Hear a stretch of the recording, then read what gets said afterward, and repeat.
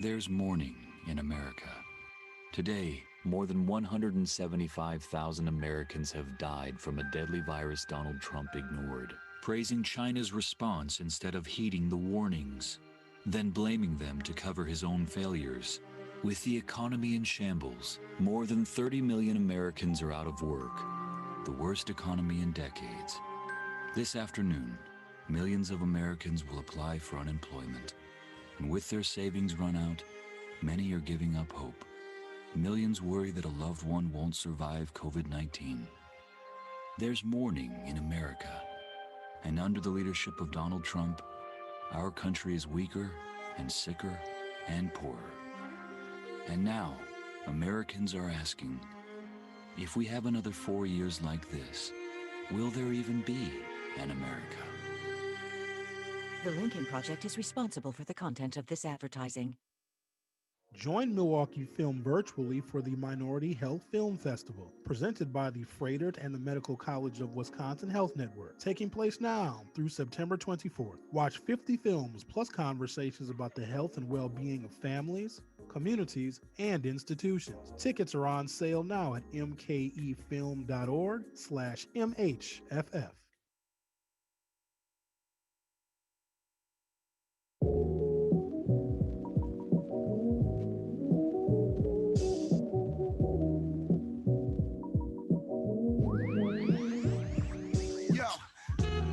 Good morning. Welcome to the program. Today is Tuesday, I think, right? September 22nd, 2020.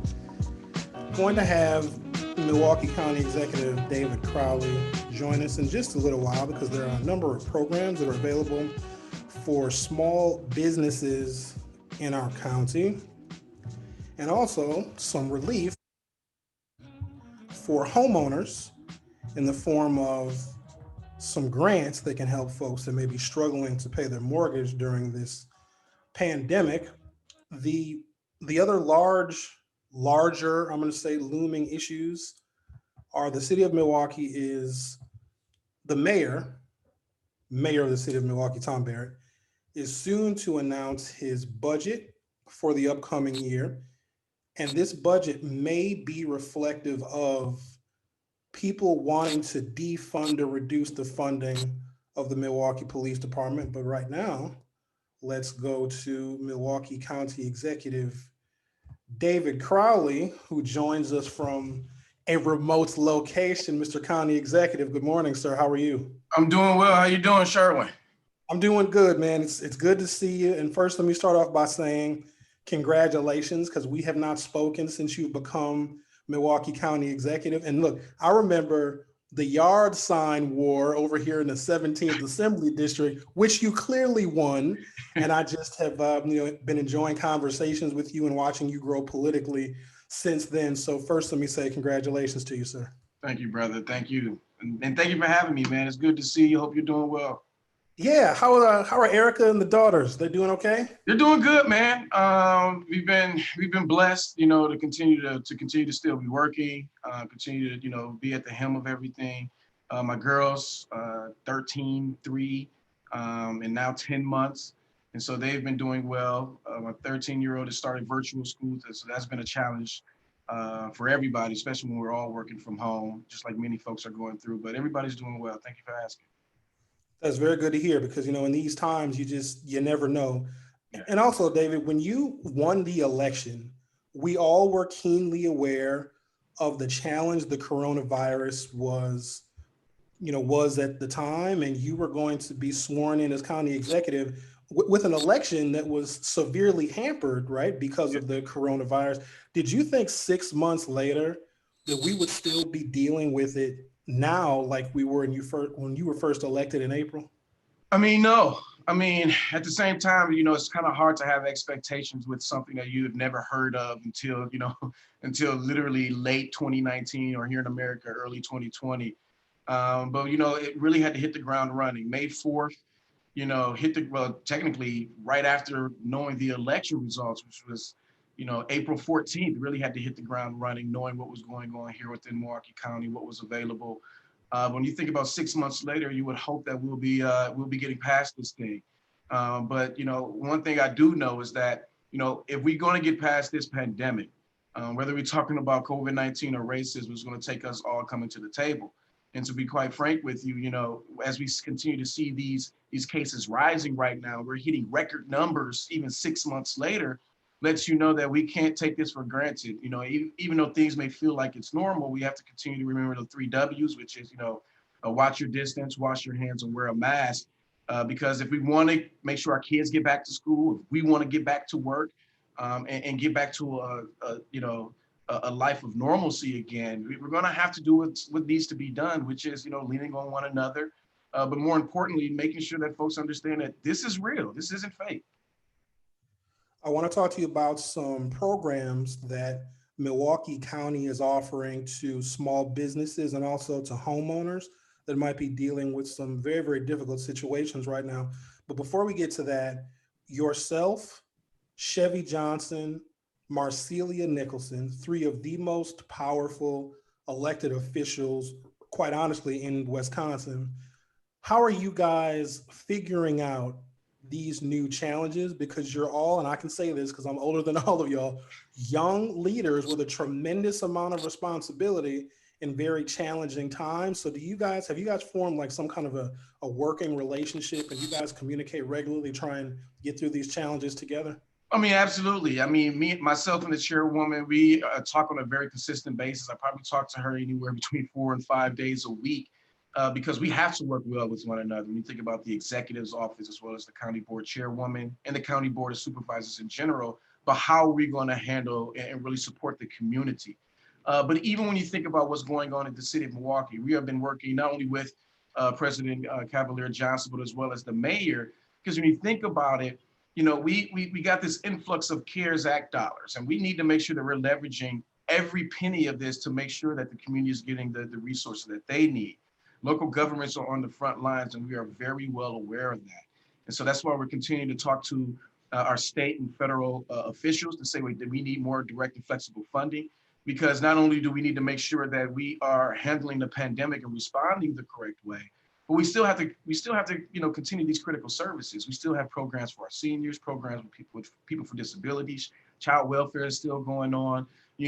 Just because we're in the middle of a pandemic doesn't mean that mental health crises are at a pause. And we've actually seen an increase in that. When you think about the suicide rate has increased, the opioid deaths has increased, and so we have to continue to have conversations with one another, because we have to figure out where's the leverage, how do we create partnerships, and this is about efficiencies at the same time, because all of us are tightening our belts. Whether you are a business, whether you are your own pocketbook, but even government.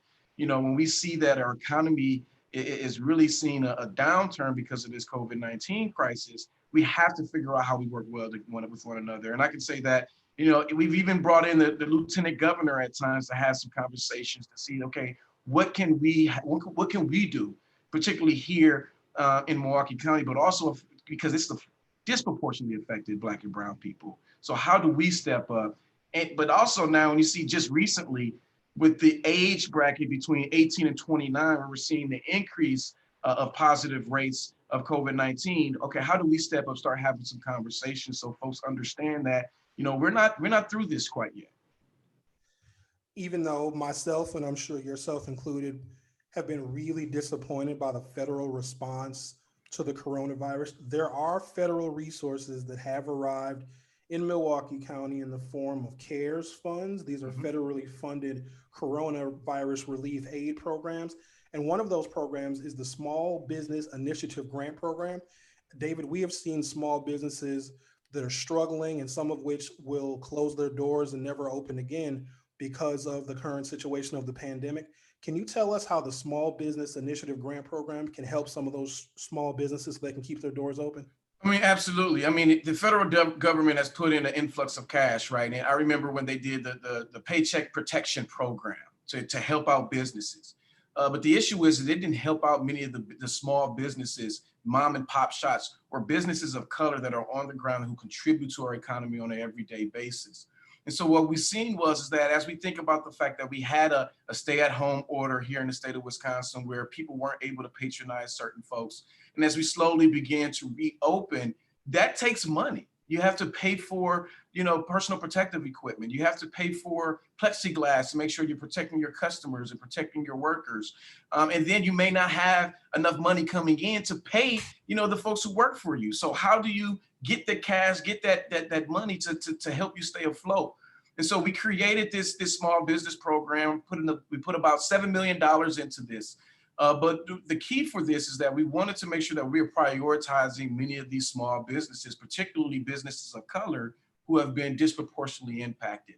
And so we're asking folks that if you are connected to some type of ethnic business council, to the ethnic business council or any of the ethnic chambers, we want to kind of give priority to those folks because we want to help them out. When you think about how they've been disproportionately affected, whether we're talking about whether they, temporary layoffs that are now becoming permanent because they don't have the capital to open up their business, they need the help. And so we're giving anywhere between $7,500 and $20,000 to help these businesses open up, help them get the necessary materials to open up, but more importantly, keep themselves and their customers safe.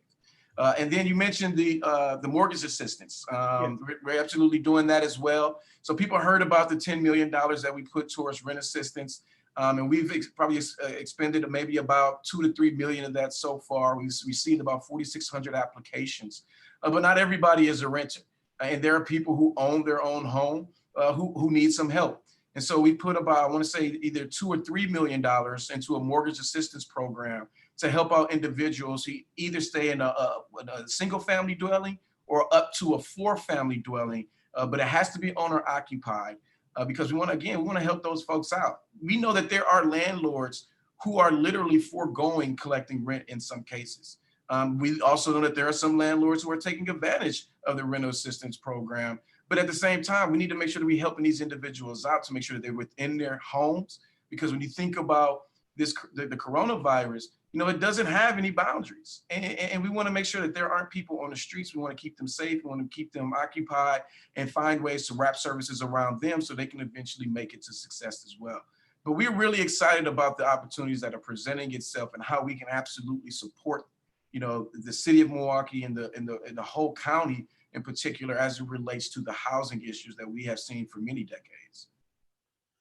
County Executive David Crowley, the statewide mask order is soon to expire, and we don't believe the Republicans that control the Wisconsin legislature are going to re-up, or if there is an attempt to extend the mask requirement, the Republicans will likely push back because they're being very consistent, to say the least. What do you think that means for Milwaukee County, as we are now seeing, as you mentioned earlier, a spike? Well, here in Milwaukee, I think it's a tough position to be in. When you look at Milwaukee County, we are the only county in the state that is, how can I say this? We're the only ones who don't have a health department.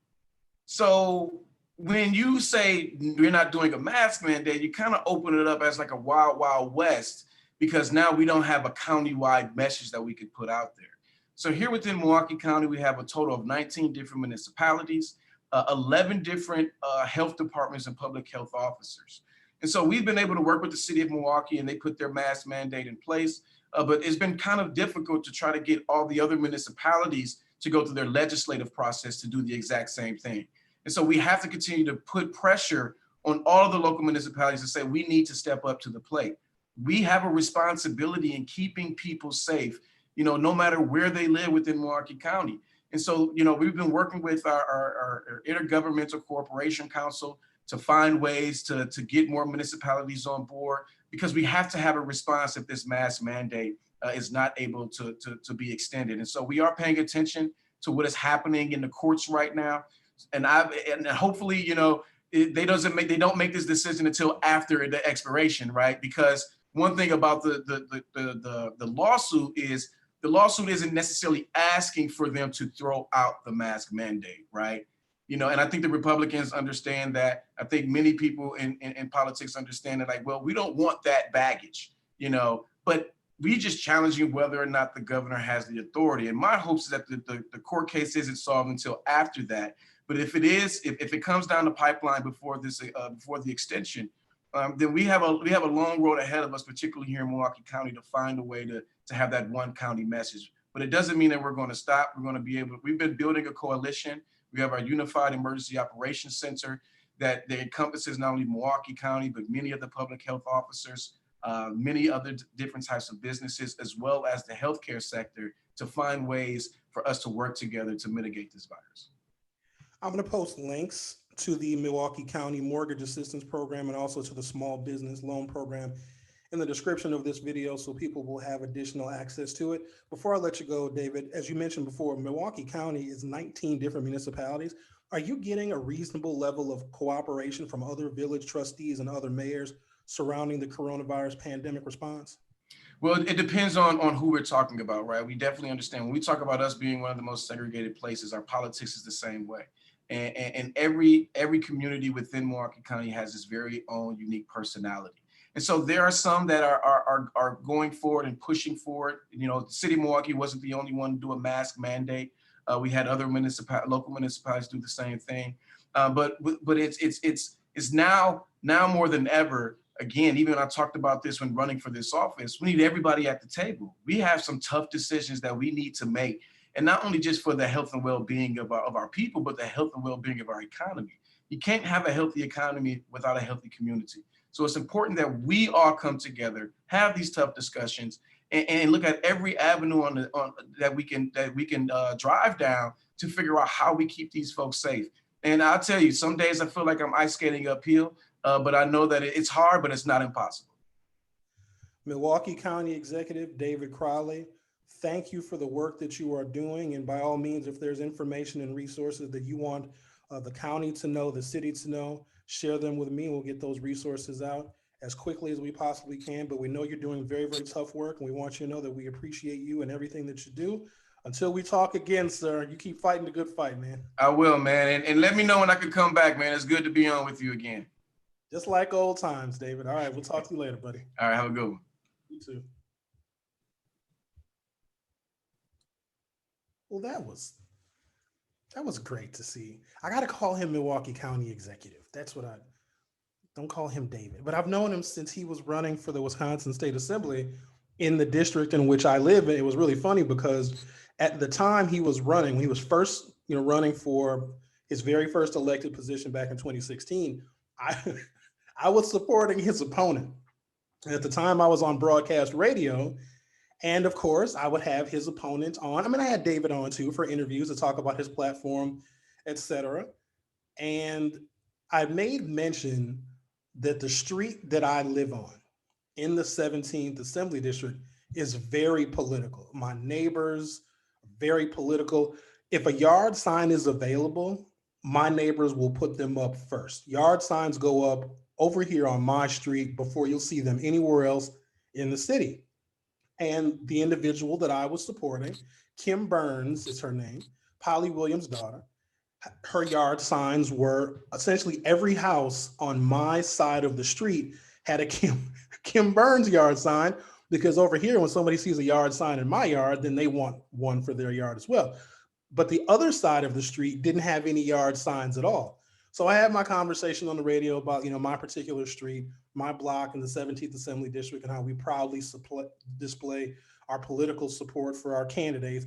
Literally the next day, the entire other side of the street, I mean, every single house was blanketed with David Crowley yard signs. So that's one of those fond memories that I have of the early days of David Crowley when he was running for the state assembly.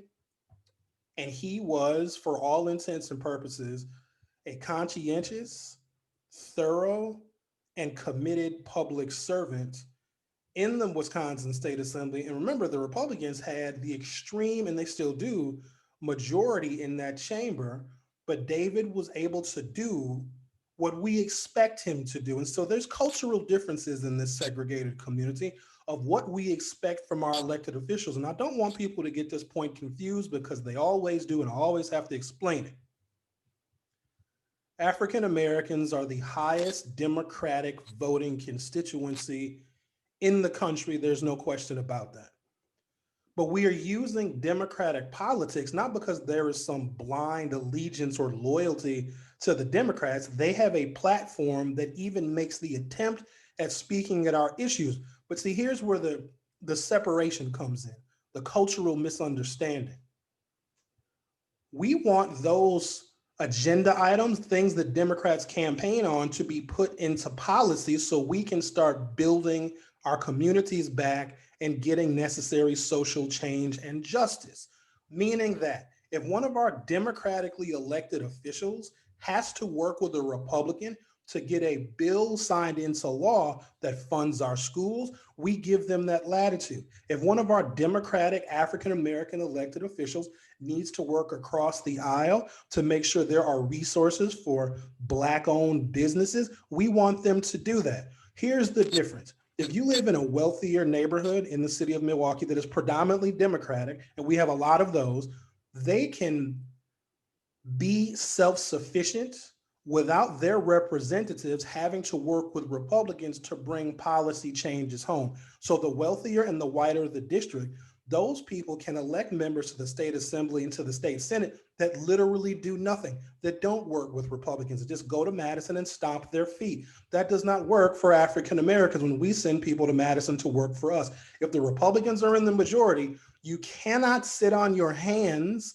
until the Democrats get the majority. Because while you're sitting on your hands, because some of those righteous, holier than thou Democrats to get elected to the state assembly or the state senate, while they're waiting for Democratic majorities so they can sail legislation through, people in our communities are dying and getting sick, and the resources do not flow to our communities like they will go somewhere else.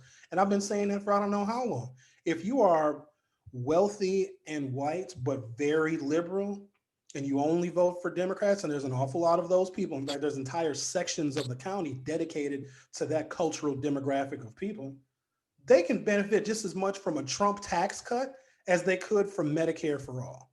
So they don't have this urgency to get bills signed into law.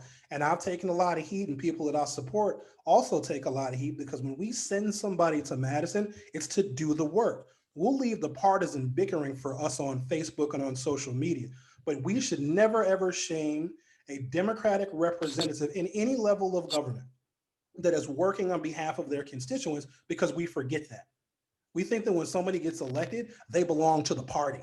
Well, you got elected as a Democrat, you belong to everything the Democrats are doing in Washington and all over the place. No, no, no. Our elected officials, especially in Black communities, are the ammunition that we need to defend ourselves from the systemic racism that some people are just beginning to wake up to. And this is a conversation I'm sure we're going to have a million more times. Yeah, but anyways, good morning, everybody. Margaret Stewart, good morning to you. Tutu Reeves, good morning. Denise Jones, good morning. Happy to find you this morning.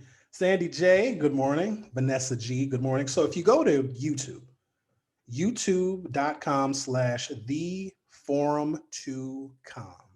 So no dots, theforum2com. You'll find our live video and you can comment. Now you will need to be signed into YouTube and or your Gmail account to be able to comment. There are a few people that were having some difficulties with that. But yesterday, the technology that I'm dealing with here is way over my pay grade. So I did something over the weekend, because I'm always trying to tinker with things when I shouldn't tinker with things.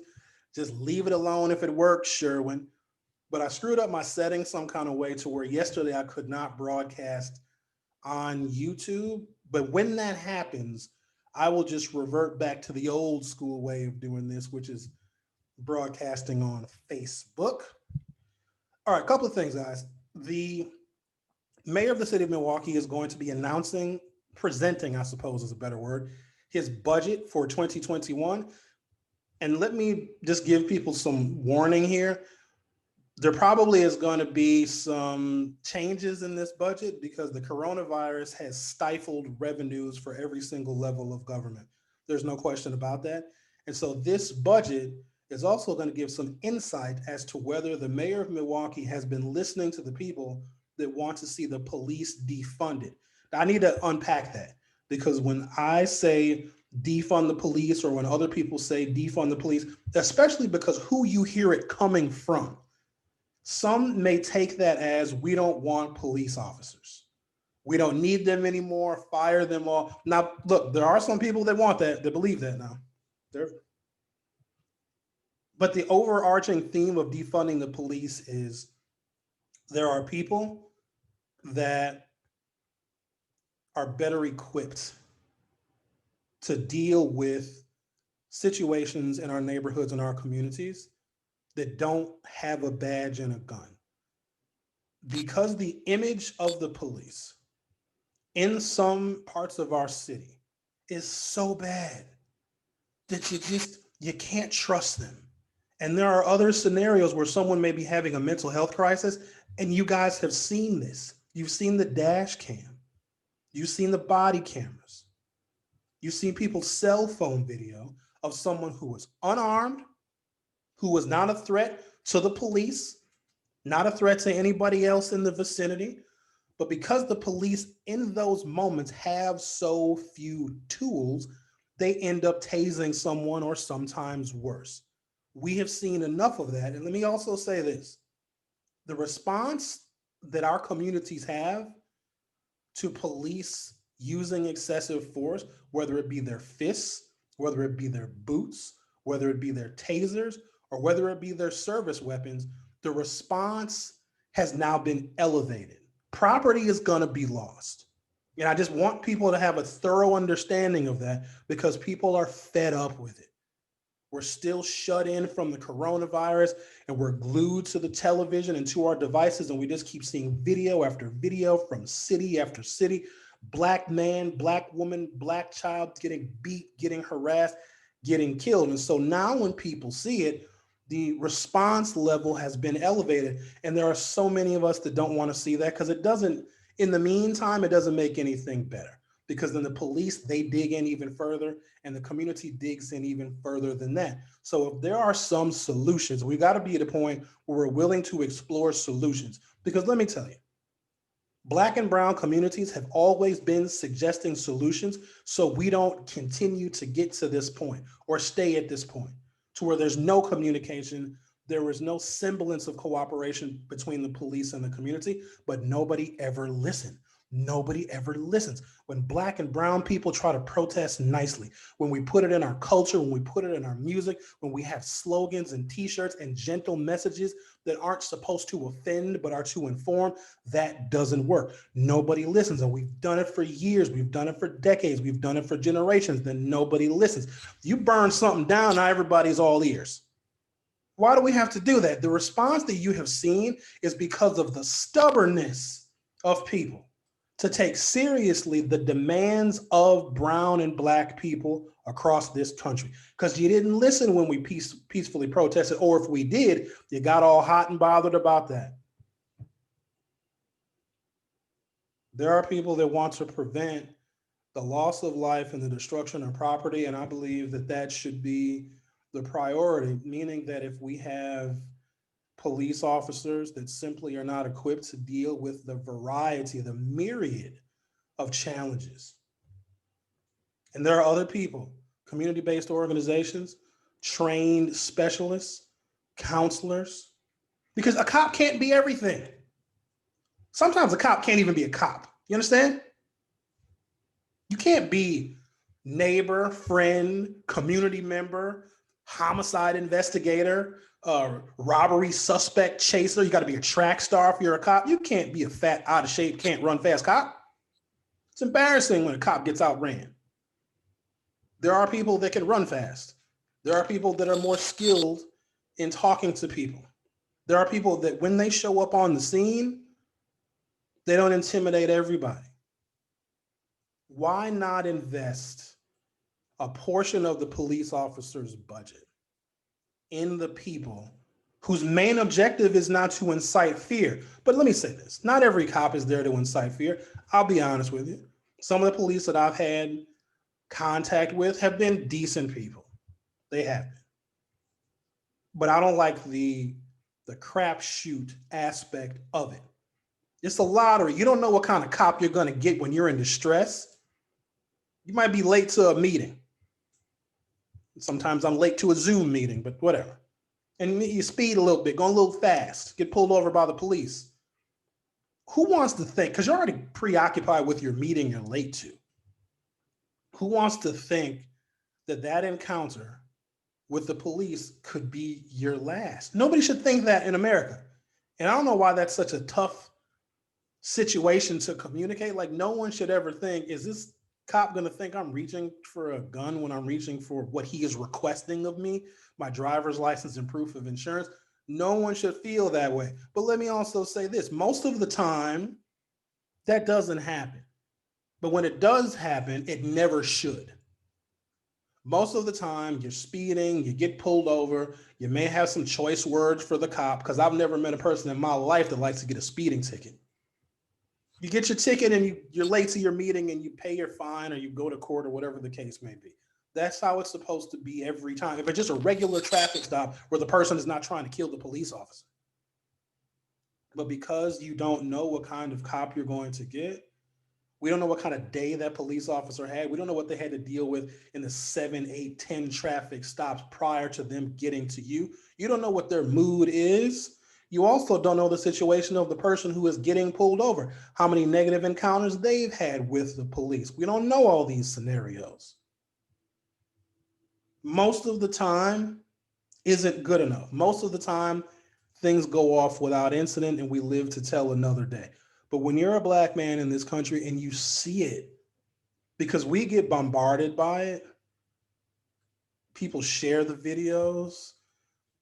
I had to distance myself from a lot of people shortly after the George Floyd murder, because everybody, while they're glued to their computers and their devices and the TV, everybody had a theory of what happened to George Floyd. And everybody had a new angle of the video and they kept sending it. Sherwin, watch this. This shows a new angle.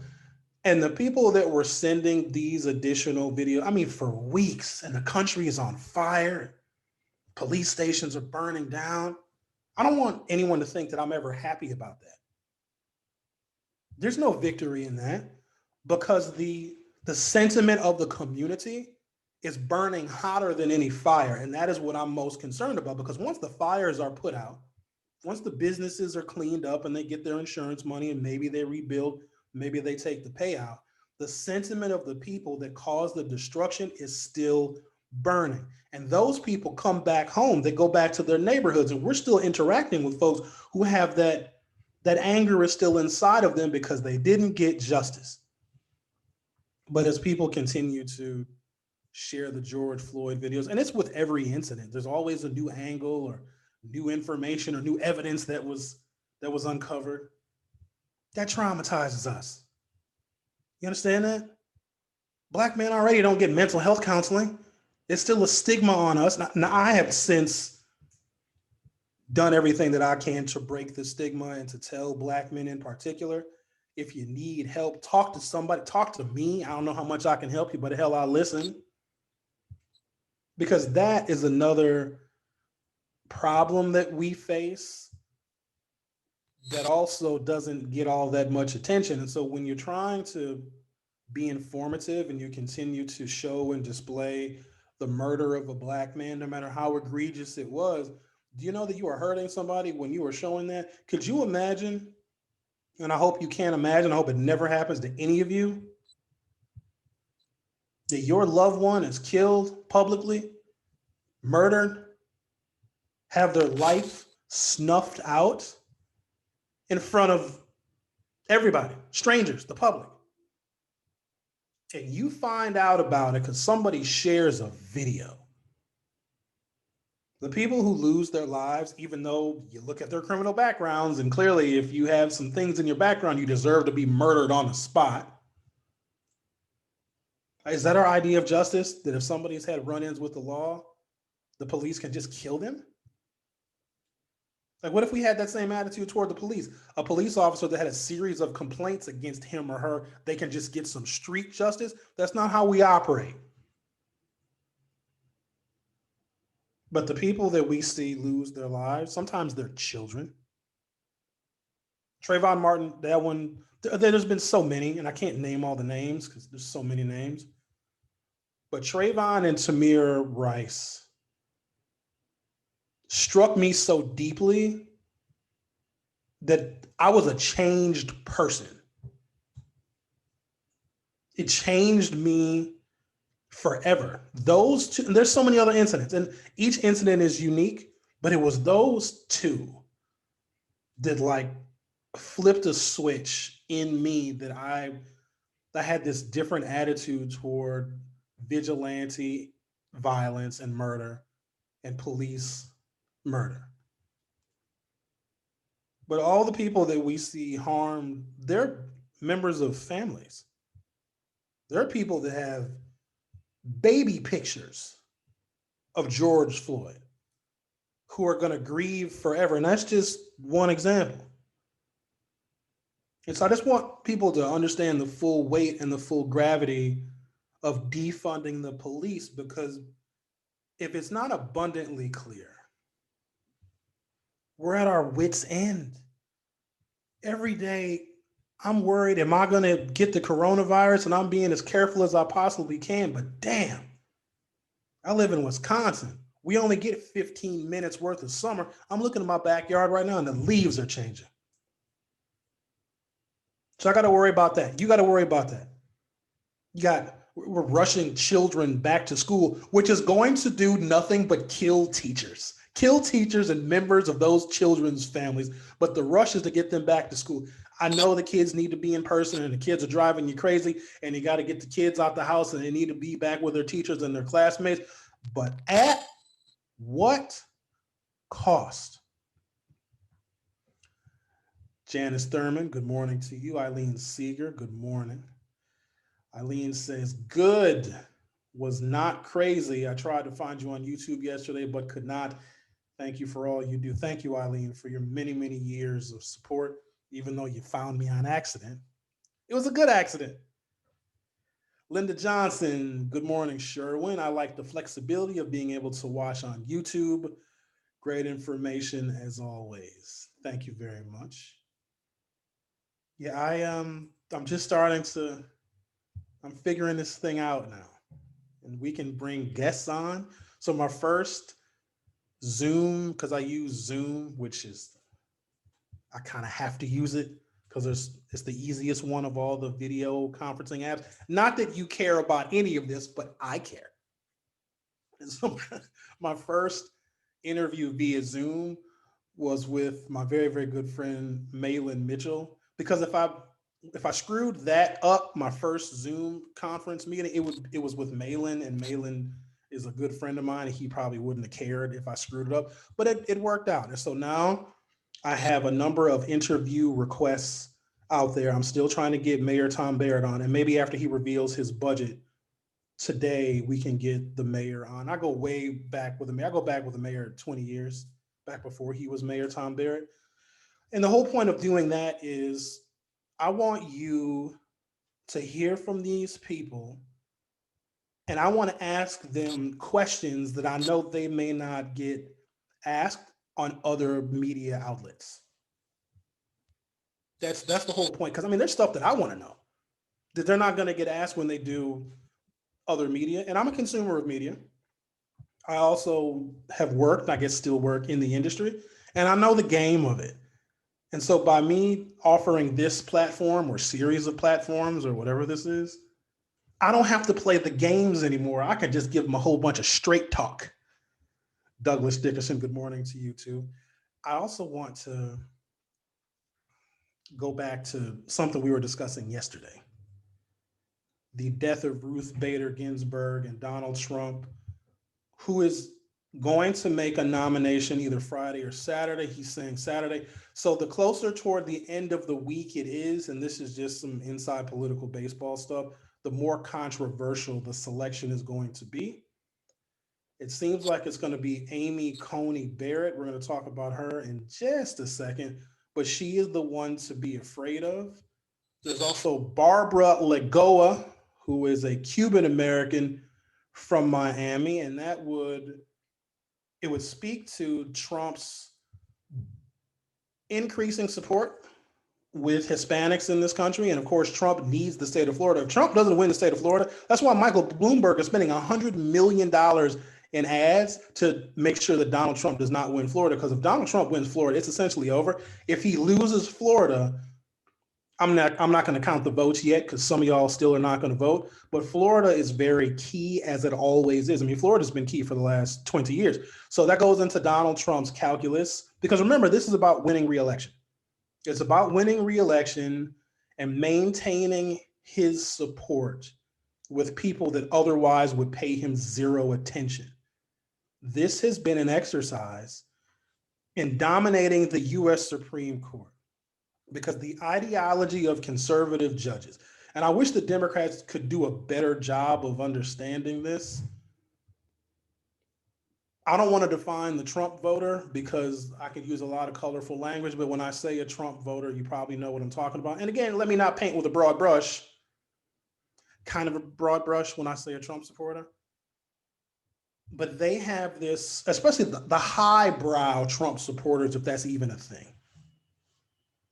The demographic changes in this country is something that they do not want to see, the highbrow Trump supporter, because those cohorts of conservative voters, the white flight generation, they're getting older.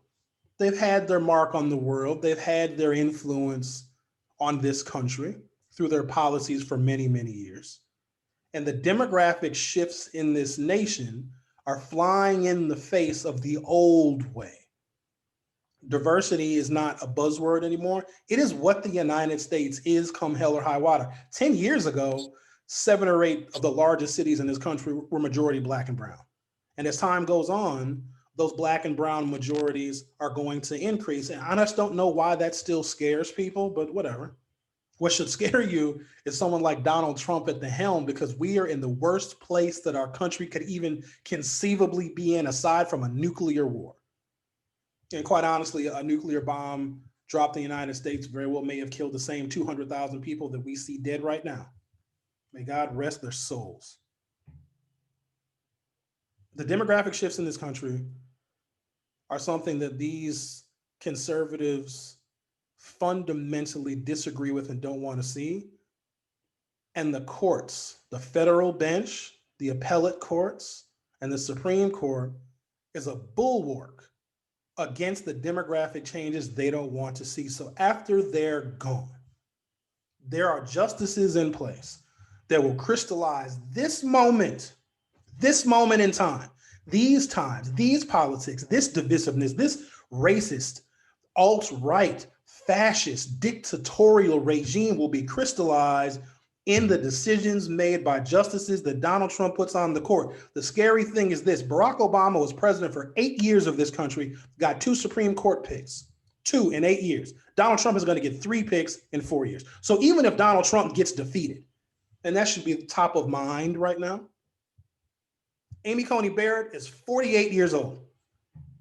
She's 3 years older than me, meaning that if she lives nearly as long as Ruth Bader Ginsburg, Amy Coney Barrett will be on that court for 39 more years. Could you imagine? I want you to imagine. People that aren't even born yet are going to live under the thumb of Donald Trump oppression through the decisions made by that woman. They're not born yet. And they're going to be in an America that was shaped by these times and solidified by the interpretation of the Constitution of Donald Trump Supreme Court justices. The durability of the courts is frightening. It's almost too much. It almost should be like we have here in the state of Wisconsin. It's a 10-year term on the Supreme Court. I mean, there's an election for it. But what if Supreme Court justices, no matter what came hell or high water, you just get 10 years? You can do a lot of damage in 10 years, but you can do less damage in 10 years than you can in 40. It's too much. The people who are sick of the political divisiveness are the ultimate losers in all of this. You can't even really be in the middle anymore. You can't be moderate. You can't want to have sensible policy solutions. You are either on this side and you're on that side, and that squeezes people like myself that still believe in a level of common sense. I still believe that people can work together. We do it all the time. We have a lot of practice at working with people we don't like. I don't got to like you to get stuff done with you, because once we work together and we have a little compromise, and I get a little bit of what I want, you get a little bit of what you want, we can go back to our neutral corners and then live off of the work of compromise, and then we can hate each other from a distance. But what people do when they work in politics is create scenarios that aren't going to appease everybody, but make small steps toward progress at every level of government, whether it be the school board, your city council, your county board, your state assembly, your state senate, your governors, your members of Congress, your members of the US Senate. Work with the other people because they all represent very specific constituencies that all have ideas and nobody's going to get everything. How many times have you asked for a bunch of stuff for Christmas and just got some socks or some underwear? But you wore the socks and the underwear. I'm probably wearing Christmas underwear right now.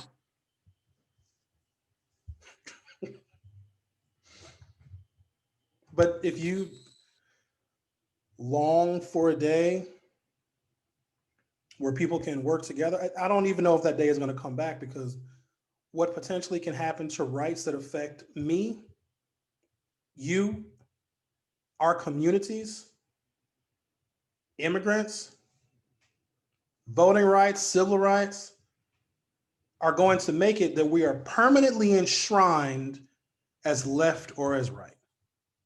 Permanently. That is the fear that I have, that there won't be a middle anymore. Republican US senators in this country don't represent a majority of the people. 40-something% of the population maybe is represented by Republican senators, but they have a disproportionate amount of power either in state legislatures or in Congress. And I want you to look at the granular nature of that and look at what the Republican Party is, and look at how the theme of whiteness is the cream that has risen to the top. And when it all is over and it's said and done, that theme, which is one that goes back to the founding of this nation, that skin tone, skin color is priority. And if those that believe that philosophy interpret the world as it is right now, then as long as it is white people going first, everybody else is second place. And if the Republican themes of the day, and I don't even know what they are really, there's nothing sensible really about them. It's taking away your health care, it's giving a whole bunch of free money to rich people, and all sorts of help for rich businesses during the coronavirus pandemic, and essentially screwing everybody else. It's unfathomable that this is the country that we live in, because I just had a different vision for America when I was young. Clearly, I was fooled and indoctrinated. Now I'm getting punched in the face. But at the end of the day, if it's just white supremacy, that white people, and it's almost like it's unemotional, like it's unattached to people.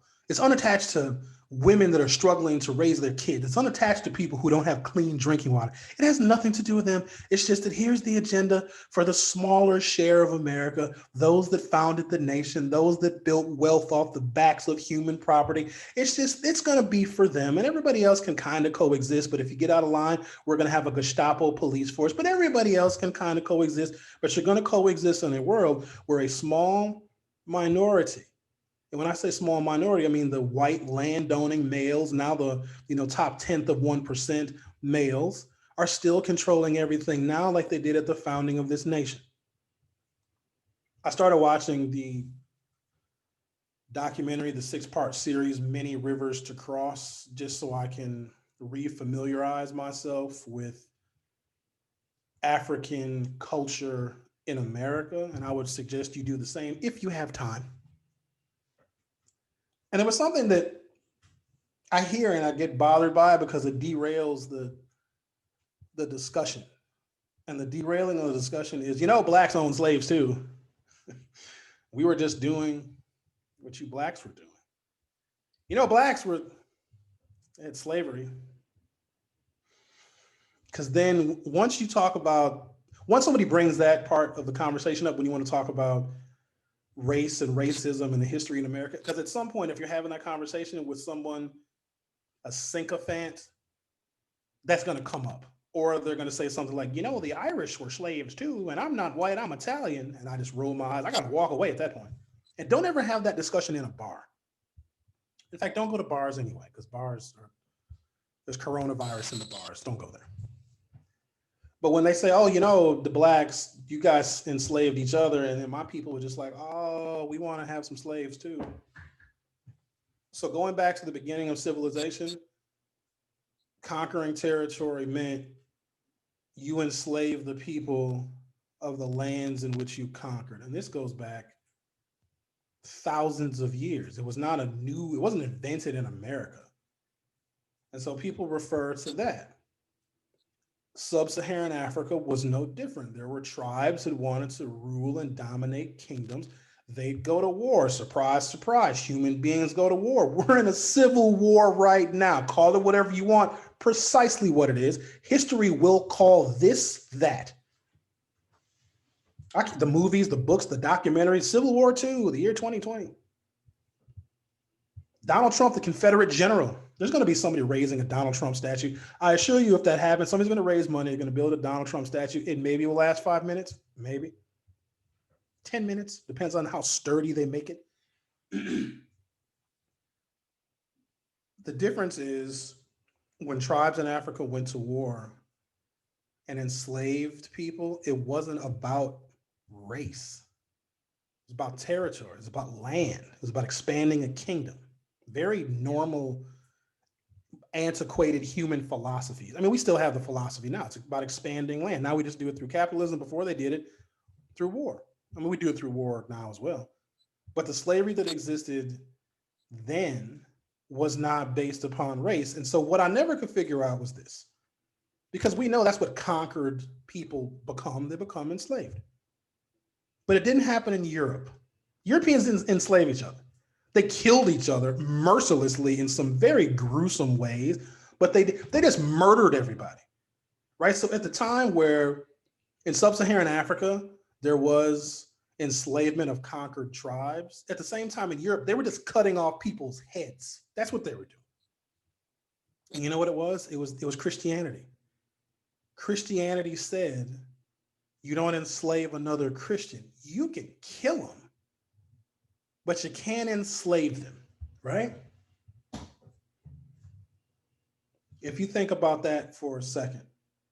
And also, sub-Saharan Africa was not Christian. Now, some people think that there was Christianity there, maybe in Ethiopia or parts of Africa that were closest to Southern Europe, but sub-Saharan Africa, where my people came from, no Christianity hadn't filtered down yet. And so when these conquistadors and would-be slave owners saw Black people, they immediately knew they weren't Christian and they could be enslaved. And there was also some enslavement because conquered tribes were enslaved. And those that did the conquering willingly got rid of the extra fodder of the people that they conquered that they didn't want, and they sold them to Europeans. It was all about money, power, and resources, just like it is here in the United States. But the slavery that existed in Africa that people so eloquently want to talk about when they're having a discussion on race, it wasn't based upon the fact that they were Black. Black people weren't enslaving Black people because they were Black, because they conquered their tribes. That's why they enslaved them. And so then you have this almost perfect infusion of Christianity, because what it meant was white Christians could all work together, even though there were ethnic and nationality differences. They could work together under the guise of skin color and religion to enslave those that weren't Christian. And so they formed a cohort of white Christians that were enslaving those that were not in the image of their God. And then you come to the New World. And what was the only day in which the slaves had any kind of rest? Sunday. And they were fed the Bible too. And this is the psychology that we still find ourselves in today. If a slave becomes a Christian, you then can seek mercy from your master because you're worshiping the same God. It brings the enslaved a little bit closer to the one that is keeping them in bondage through the indoctrination of religion. Now, it kept the Black people subservient, but at least you could find some common ground with the person that took away your life, your freedom, and your children. It is eerie, sick, disgusting, but you have to appreciate how desperate the situation was. And if the only day in which you got any rest, you had to have a little Bible study, trust me, you would do it too. So I guess that concludes this chapter on slavery. Let's talk about another kind of slavery, the commandeering of our rights by appointing super activist right-wing judges. This is from thecut.com. With Justice Ruth Bader Ginsburg's death suddenly leaving her Supreme Court seat up for grabs, one name has already risen to the top of the list for Donald Trump's contenders for her replacement, Amy Coney Barrett. Barrett, a former Notre Dame law professor, is a 48-year-old appeals court judge who has only served in her position on the Seventh Circuit for 3 years. Democrats have already raised the alarm on her potential nomination when she was floated for the Supreme Court in 2018 as a potential replacement for Justice Anthony Kennedy. Liberals and organizations on the left decried Barrett as a threat to abortion rights, the Affordable Care Act, gun control, climate regulation, and many other progressive causes based on her legislative history and views as a legal scholar. But Barrett has a mix of personality characteristics that Republicans see as uniquely appealing. For one thing, as a relatively young woman, she wouldn't be another old white man on the bench. She is also a devout Catholic, which informs not only her conservative viewpoints, but how she defends them against critics. Complaints that Barrett is not fit for the Supreme Court of the United States have already strategically been lambasted as sexist or anti-Catholic. Trump is supposedly announcing his pick on Friday or Saturday of this week, and many expect that it will be Barrett. In 2019, he reportedly told multiple sources that he was saving her for Ginsburg. Before he makes his announcement, I have everything you need to know about Amy Coney Barrett, and I don't want to go into her long, frightening. Whenever she makes a controversial decision, she says Catholicism informs her decisions, the worst kind of human being you can put on that court. And she very well may serve for 40 years. Democrats cannot stop this nomination, even if they use every procedural, say that right, book or rule to slow this nomination down. They can't. And the Republicans will have the votes to confirm her. Now, the question is, will the confirmation come before November 3rd or will it come afterwards? Because there's going to be a decided shift in American political sentiment after November 3rd. I cannot tell you what that shift is, but it's going to be the line of demarcation. It's going to be the 38th parallel. Like, you're going to know the difference between April 3rd and April 4th. I shudder to think what it is, but it will be such a defining moment that political sentiments in this nation, not only are they going to change us, they're going to change the rest of the world. So there's going to be a difference between November 3rd and then November 4th. And the question is, does Donald Trump want to confirm his justice before that sea change, after it, during it, or not at all? And all of that is very unpredictable. There is a tremendous amount of anxiety of those on the left, as there should be, because this is a very dangerous person to put on the court for life. And the Democrats have even floated the idea of expanding the court to try and water down the number of conservatives. I mean, it's going to be a 6-3 majority. And that's, hell, all you need is 5-4. But threatening to expand the court is dangerous, because then that expanded court will shift the pendulum back to when Republicans ultimately get power and control again, which we have to spend a lot of our waking moments trying to prevent. Because I don't think there's any going back for the Republican Party. If you're not in this understanding of Trumpism, then you're a Democrat, right? If you fall short of these Donald Trump ideals that has done this to the nation, just look around, then you might as well be a Democrat, because there won't be any room for you in whatever that new Republican Party is. I just never thought it would come to this. Democrats don't have a lot of options. They can try and throw in as much procedure as they can to try and slow it down. Donald Trump will have the votes, even if you lose 3 Republicans to defection. I don't know if that's going to be enough, because all they need is 50. Right now, they have 53 Republicans in the U.S. Senate, with Mike Pence being the tiebreaker.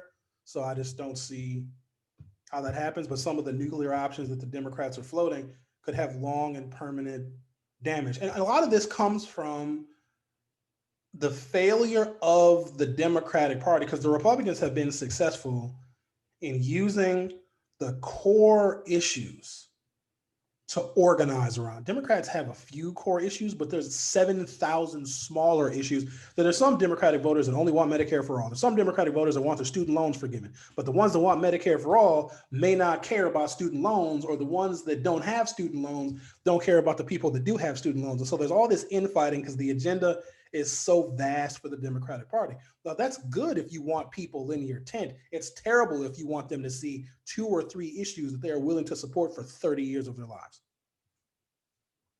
I don't know if there's an issue that Democrats have been like aligned in, like the Democratic Party, and it's gone through its own shifts over time as well. But I don't think that there is a single issue that Democrats have held close in their hearts like Republicans have held being pro-life. What is the Democrats' pro-life issue? It's got to be durable, though. The issue the Democrats have just held on to, and it's not integration, it isn't justice, it's not any of those things. I don't know what it is. What is the Democrats' pro-life issue? And if it doesn't exist, then Democrats, we need one. If it doesn't exist, we got to create it. And are people willing to accept terrible Democratic candidates because they support that one core issue of the Democratic Party? Because even when I say Democrats and Democratic Party, which I am one, 1,000 issues come to my head. First and foremost, issues that relate to Black people, which white people, God bless you, but you don't live the experience. I support women's issues, but only to the extent that I support the women that I know and that I love in my family, and the women that I don't know that are in the world. But I haven't lived those experiences. I mean, you tell me who's the best candidate. If all things are equal and there's a pro-civil rights, pro-justice, pro-police reform, pro-sentencing reform, criminal justice reform candidate, and they're also pro-woman, done. I don't need to go further than that. But I don't know if the Democrats have a singular issue that they're willing to support a candidate that they don't like because they agree on that same issue. Douglas Dickerson, good morning. Tammy Reed, late, but good morning. Don't worry, Tammy, if you're late. These things last forever on the internet. One day somebody's going to find these videos that we're all doing together, and they'll be like, oh, snap. Sherwin had said that in the year 2020. I don't think they're going to still be saying, oh, snap. Oh, snap, it's 10:05. You know what that means. I try to keep these to an hour because, sit here and talk forever. We want to get the point out. I think we got the point out today. Do the Democrats have an issue as strong as pro-life? And if not, it needs to be considered, because we're going to have to start considering judicial appointments in the lexicon of our political discussions, because if you didn't think we needed to do so before, we really need to do so now. Thank you to Milwaukee County Executive David Crowley for joining me. I'm going to post links to the CARES Act resources and grants for small businesses, and also help for those who are trying to stave off mortgage foreclosure. So if you go over to Facebook, that old platform, and you go to our forum group or the forum2.com page, I'll post those links there, and we can make sure that the people have the information that they need to keep moving through these unprecedented times. Thank you, guys. I'll see you tomorrow at 9 a.m.